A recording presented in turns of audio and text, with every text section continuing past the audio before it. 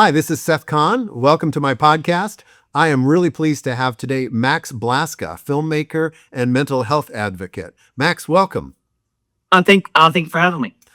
Max and I met for the first time a year ago, June, at the Stop Stigma Together Summit. But he was introduced to me before that. Max, let's tell the folks just about your own journey. Why don't you just go ahead and start talking and tell us about where you came from, what you're doing, and I'll ask questions and jump in as I can. Cool. Well, I have struggled with severe anxiety and depression since I was 10, but I've also been a storyteller. I don't call myself a writer yet because a writer is a storyteller with discipline. And the ADHD and the anxiety makes discipline hard to come by, but I'm working on it.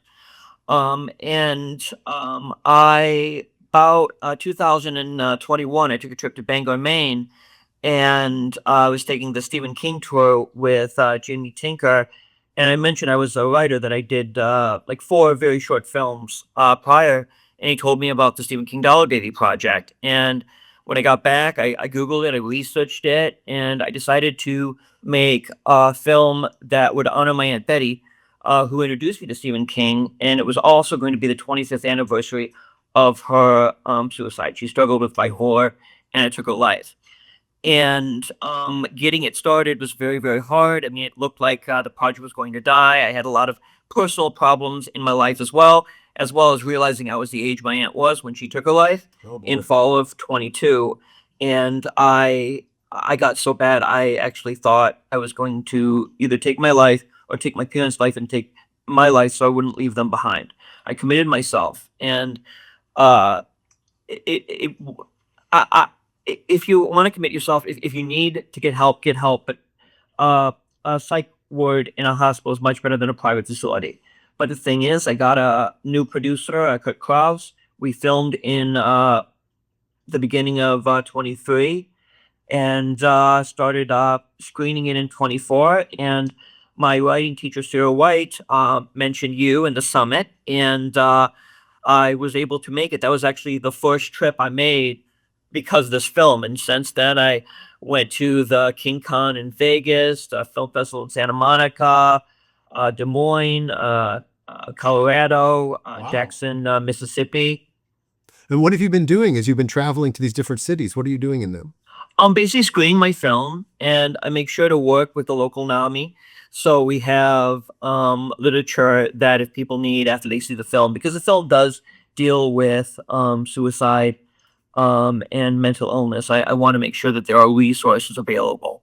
So this film is called Last Rung on the Ladder, right? Yes. And tell us a little bit about the film. And you put this film together after you came out of the institution where you had committed yourself. Yes. Okay. Yes. I wrote it before, we filmed it after. Okay. And it uh, uh, I took Stephen King's short story from Night Shift, and I made some changes, made him a pop psychologist instead of a lawyer. And I added a character, the Carnival Barker of Despair, which basically manifests his guilt, his depression. And I don't want to do it. I don't want to give you any more because it might spoil it. But yeah, meet it like, and that's the kind of cool thing. Going there, I've made contacts with like mental health associations in Colorado, in Oregon, in Jackson, Mississippi, and several of these organizations are partnering with me on my current project, which is Mental Health Warrior Film Festival online. Let's talk suicide prevention. And that's the one that's coming right up? Yes, starting we're selling tickets now, but it goes live on the 16th and runs through the end of the month. Because it is Suicide Awareness Month, I wanted to do this though, and Eventive is a great platform, and because I have a year membership, this won't cost anything to put on. And we have, as of last count, I think 22 short films. We're Wow. probably going to have more from all over America, some international, one from Brazil, a couple from Canada. And including Last Rung on the Ladder. Yes, yes, So if people want to see your movie, they can see it in the film festival. yes. Uh-huh. And so these 22 films that you have from all over the United States and other countries, Are they all themed around suicide prevention? Suicide prevention, or mental health in general. We have a great thriller that's set in like a 1980s style called She's on the Run. We have a great animated movie, Model Me Free. Model Me And Free. That's and good. one of the cool things I like is that want to make sure that other cultures and people are represented, because one of the things found out is in suicide prevention and anxiety and mental health issue, a lot of the stories are presented from a white person's perspective. So I'm glad we have After the Rain, a film by Takoya Harris that tells a mental health struggle from the point of view of an African American man and family. And that is one of the all the films are good, but that's one of my favorites. Wow. Wow. So you wrote this film, Last Rung on the Ladder, before you institutionalized yourself. Yes. Then you came out, and then you started into production. Yes, but again, I am just a writer and a producer. I mean, we had a great director, Jeff Blankenship, producer Kurt Kraus, um, uh, uh, uh, uh, um, Carla Bryant was my co-writer. She made Kitty, the female protagonist, so vibrant. And the cast and crew, I mean, it was a family. It's a lot of work to produce a film. I mean, Oh yeah. I always think about after you've watched a movie, the credits. The credits are huge. You have no idea how many people it takes to produce a film. How did you pull that together? And how did you pay for it?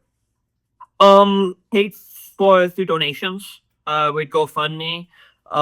Two benefactors from my church. We have a stunt in there that cost $5,000 to do, and a friend of mine and benefactor from my church, Christ Presbyterian, donated the money to make that happen. Wow. And then so you produced it. So when I think of a producer, I think of someone who's overseeing all of the aspects of production. Is that right?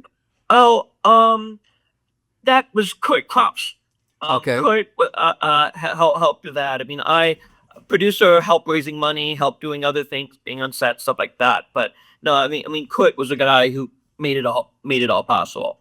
And I mean, he and everyone loves the filming and the screening experience. I mean, we've had people come up to us and say how moving this helped. And there's a story between a brother and a sister. And like I said, I don't want to give any spoilers, but someone who acted in the extra scene said, like, I have a sister who we're estranged, and I'm gonna reach out to her. Oh, wow. That's wonderful.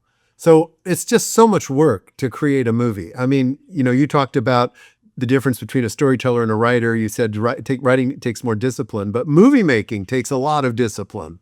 I mean, there's so many logistics to coordinate, and you saw it through to the end.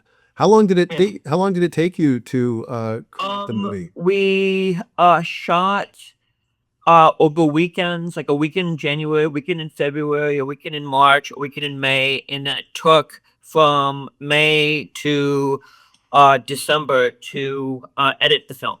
And we had a deadline. We needed to ship it to King by December 31st of 23. And that was to participate in the contest that he had. Yes, the Dollar Baby program, yes. And Explain just a little bit about the Dollar Baby program. Give us a little bit of background. Basically, from 1980 to 2023, Stephen King would allow very independent filmmakers to purchase the rights for one of his films for $1. And the thing is, you'd have only a year to film it, and you can't put it online, like on YouTube or Vimeo for anyone to see, and you can't earn money from it. Thankfully, he and his people were very, very kind. They gave us an extension because of my mental health issue, and then editing took a little longer, so we got an extension from that. And we've been at nonprofit film festivals all across America. So I take it you got the dollar deal with Stephen King. Yes. So first of all, congratulations. That's an amazing feat. Yeah, I still don't know what he thought of the film. I'm actually going up to Vanguard. They're having um Stephen King birthday block party, so I'm hoping that he might be there and I can shake his hand and thank him because it really saved and changed my life. And but the weird thing is, I'm doing more work on this film festival than I did on the film. Because you have to contact all the filmmakers, give them links, ask them to share it on their social media, have to have to work on a press release, send press releases to media. And part of the thing with the social anxiety disorder, I over an OCD, I over analyze and agonize over every line. So sending out emails, calling people, doing that stuff is so difficult, and so I put it off. But I have been doing it. Like the last 2 weeks, I got all the filmmakers together. I started last week writing, saying our press releases. I'm going to do some more. Sending a press release to every NBC affiliate in the country, Wow. hoping that maybe at least a couple might pick it up. Maybe even go all the way up to Good News Tonight on Channel 15 News at 5:30 Central Standard Time. And but it's like you have this voice in the back of your head. It's your own voice. It's not like schizophrenia, but it basically is telling you you're a failure, you're doing it wrong, you're not going to succeed. And basically, it's so easy to listen to that voice and just basically, you're not. I call it Barry side. I had a friend named Barry who basically was happy just being a cog in the machine, not really like living, just surviving. And but I believe. I mean, I'm a Christian, so I believe in God and I believe He gives us gifts. Uh, the odd thing is, people with great weaknesses, I think, also have great strengths. And I believe one of the strengths of those with mental health issues are we're very empathetic, and I believe we're very creative. I think it's not for nothing that a lot of artists, musicians, actors, writers have had their own mental health struggles. And that's what I would love to do would be to either work for a nonprofit, like NAMI, Bring Change for Mind, etc., or start my own that would just focus on merging mental health and in the performing arts. I mean, I contacted there was this group um, that talked at the summit, which I thought that was the most interesting thing. I think they were out of USC. Uh, um, I forget the name of it off the top of my hand. The guy who spoke was like Disney, like Paul Disney. There's a Bob Disney. Bob Disney, it's Bob Disney. there. Yep. Bob Disney. Yeah, and then I emailed, but I never got any response. And so and it's kind of funny. I feel success very acutely, but I feel failure very acutely. And it's like I'm not bipolar, but I'm also very very sensitive, and so it's very easy to get discouraged. I think everybody can identify with that. I mean, I have an anxiety disorder and I resonate with so much of what you're saying. But I think a lot of what you're saying is also just human. I think Oh I yeah. think I think making a film is a huge achievement. It takes a ton of work. And I think anyone who creates something is hypersensitive to failure or and in questioning their methods along the way. I have so much admiration for you for pushing through this. I just think you're a very brave, persistent, and courageous soul. I'm Thank you. definitely going to sign up for the film festival. I want to watch your movie first, and then I want to watch all the others. But I want to. So I'll come back to the film festival in just a moment. First, I want to go back to you made a comment that making your movie, Last Rung on the Ladder, changed and saved your life. Tell us just a little bit about any aspect of that. What was the change for you? Why was it profound? It gave me purpose. I mean, there was again, I forget the guy's name, but he was a psychologist and minister, I think, in the 1890s. And he basically said the main cause of dysfunction, depression, etc., is not doing what you were put on this earth to do. And it's just this gave me direction. I became a mental activist, and I like to say I'm a second generation.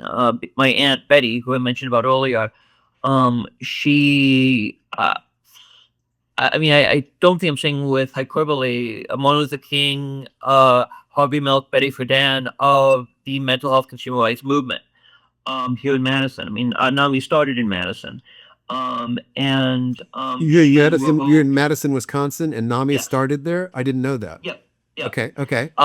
And she wrote. You can Google her, Betty Blaska. She wrote about what it was like to be institutionalized in the 1970s. Wow.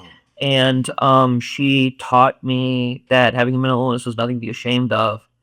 And it is kind of bittersweet because I would love to share this journey with her. Because, like I said, she introduced me to Stephen King. I mean, we watched Maximum Overdrive, Cat's Eye, Firestarter when it was just 12, and but I know that somewhere she is proud of me. And in fact, the logo for Mental Health Warrior Pack Films is teenage me and her. Oh, that's very sweet. Very sweet. Thank you for sharing that. So back to the film festival. Okay, so the film festival starts. Tell us the dates and tell us we'll put all these links in our text here. But go ahead and tell us what we've got The 16th to the 30th. You can go. of September 2025. Go on. Yep. This month. And you have all the 2 weeks to watch all the films in the window. And you go www.mentalhealthwarriorfilmfest.com, which the link will be shown. And we have some great documentaries. It stops with me breaking this cycle of adverse childhood experience. 1 in 5 about how 1 in 5 people struggles with mental health disorder, and talking about one particular one. We have laugh out loud, raunchy, PG-13 bordering on R comedy. Mimi Goes to Rehab, about a therapist and her friends pretending to be drug addicts to escape their lives. I actually met the the writer. She came to our first film festival in in um in Madison. And it just what I also like is several of the films are Wisconsin based. Um, and I'm able to showcase my friends that I met through all this. Like Melanie Gartner, had the Twin Rivers quadrilogy, like 3 films and a prequel that tell a story about a woman and her abusive boyfriend, and basically her journey. And it's kind of magical realism and very beautiful. A great animation. I perfectly find this is from the Netherlands, but it's in English, about an animator who's kind of like suffering burnout, and you kind of see the burnout voice. That is like a kind of a reddish pixie creature. All the films are awesome, and I'm really glad that that I met at a film festival in Stephen Point, CJ Hill, who directed like, it's part documentary, part music video of kids, teenagers overcoming a tragic shooting. There was a shooting here in Madison, Wisconsin last year, December 16th, at Abundant Life Christian School. And it is a beautiful short film, and I'm glad that he allowed me to screen it here. That's wonderful. Oh my God, you're just getting so many wonderful contributors. Congratulations. Thank you. Yeah. So you traveled around the country, you screened your film, you're building an audience. Now you're hosting an online film festival. And this is all part of your. You want to say something else? Oh yeah. I do want to talk about the who, because it's a fundraiser. I'm not keeping any of the money from this. Um, I am working with mental health organizations. The Wisconsin tickets will go, proceeds will go to the Flinky Joe Moscato Foundation. She is a talented singer, American Idol runner up, and actually provided the music for my film. Wow. In Colorado is going to go to Make Mental Health Matter, by Kelly Melissa Reinhardt, who created this organization in honor of her sister who died of suicide. She was the first film festival I went to. In Alabama and Georgia, it'll be the Sam Foundation, one of the few organizations that I haven't had any personal contact with that emailed me back. Oregon, the Hold On campaign program that uses the power of art to educate about mental health, and that's the one that provided the model Be Free. In Mississippi, Safe Space Theater Therapy Foundation. I met Felicia McLean's Kelly Brookins at Jackson, Mississippi. So most of these people who are being helped, I wouldn't have met without the film. And every other state that's not listed on the website, it will go to the state's chapter of the American Federation of Suicide Prevention, for prevention of suicide, the AFPS. Wow. So when you say, so how does it happen? So when someone buys a ticket, you look at the state they're from, and that's how you determine where their money goes? Yes. The event of the algorithm is able to show me where every state that the tickets were sold. So then I will be able to crunch the numbers and then send up the checks, hopefully first week in October. Wow. What an amazing process you're creating for yourself. So this film has helped you in your own journey. It's brought you in contact with other artists who are focused on being mental health advocates. It's opened up your storytelling and your writing and your directing and all the elements that you're involved in terms of being a filmmaker. It's really quite a path you've created for yourself here, Max. Congratulations. Thank you. And it is kind of funny. I mean, it's the start of this whole, at least the travel and being a mental.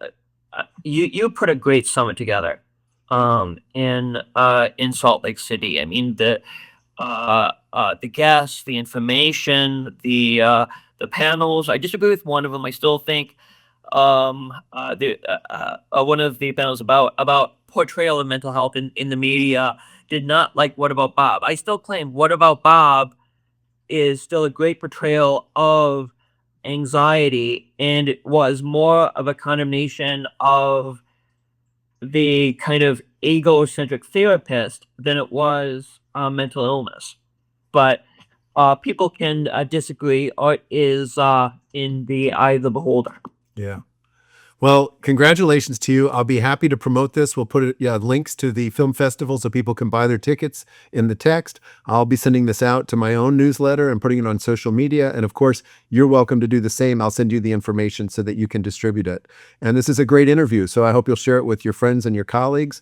And we may want to have you back in maybe 6 months or something and hear how it went. And let me just, before we're done, what's next for you? Where do you go from here? I'm going to Bangor, like All I right. said, and one of the things I have a great committee of about like 7 people for the film festival. Our goal is to have our next big in-person film festival September of 2026, and we're currently in talks about having smaller screenings in between now and then. Gotcha. And so my friend Mimi Emirs, who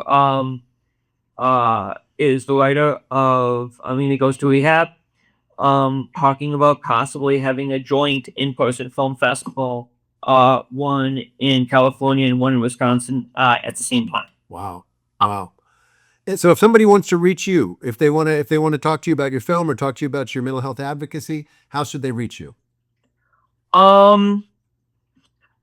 My email is mentalhealthwarriorpac, PAC @gmail.com.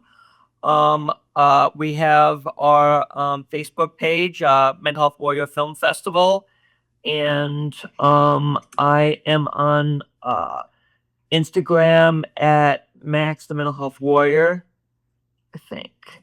Yeah. That's great. Oh no, Mental Health Warrior Max. Mental Health Warrior Max. Yep, I'm Max the Mental Health Warrior on TikTok. I'm Mental Health Warrior Max on Insta. Okay, great. Well, thank you for all that. We'll make sure we get all that out there, and thank you for your time today. It's much appreciated. Thank you for having me. This was awesome.